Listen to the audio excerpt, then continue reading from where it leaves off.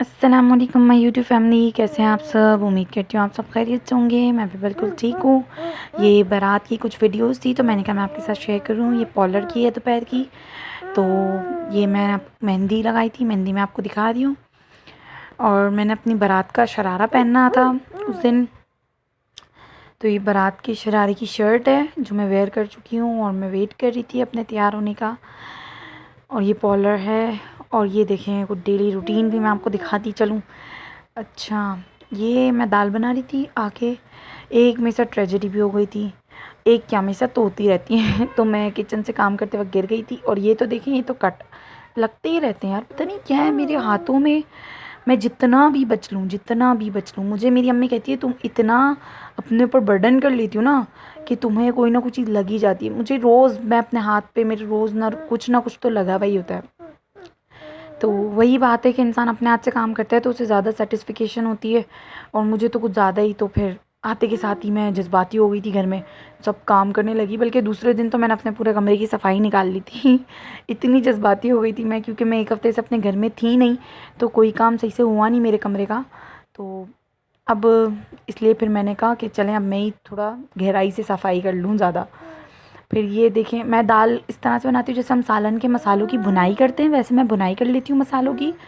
और टमाटर, जैसे कुछ लोग होते हैं दाल के अंदर डाल देते हैं उबलती हुई दाल में, लेकिन मैं नहीं, मैं पहले भुनाई करती हूँ, उसके बाद मैं दाल डालती हूँ।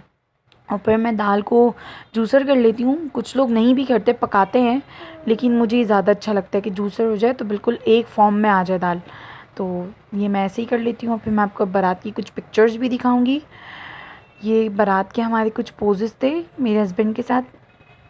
मैंने अपनी बारात का लहंगा पहना हुआ था और माशाल्लाह बहुत ही प्यारा लग रहा था।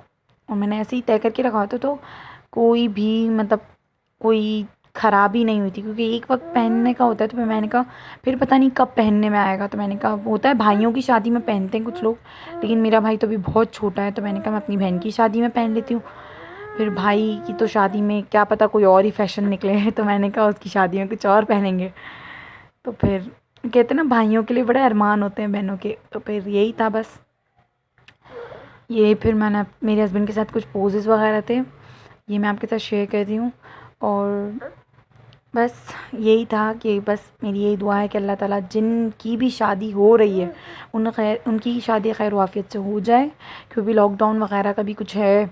और जिनकी हो चुकी है अल्लाह ताला उन सबको अपने अपने घरों में खुश रखे, और जिनकी होने वाली है अल्लाह उन्हें भी अपने घरों में खुश रखे। ये कुछ इनकी ये जो करते हैं ना एंटी वगैरह, उसकी कुछ शॉर्ट्स थे।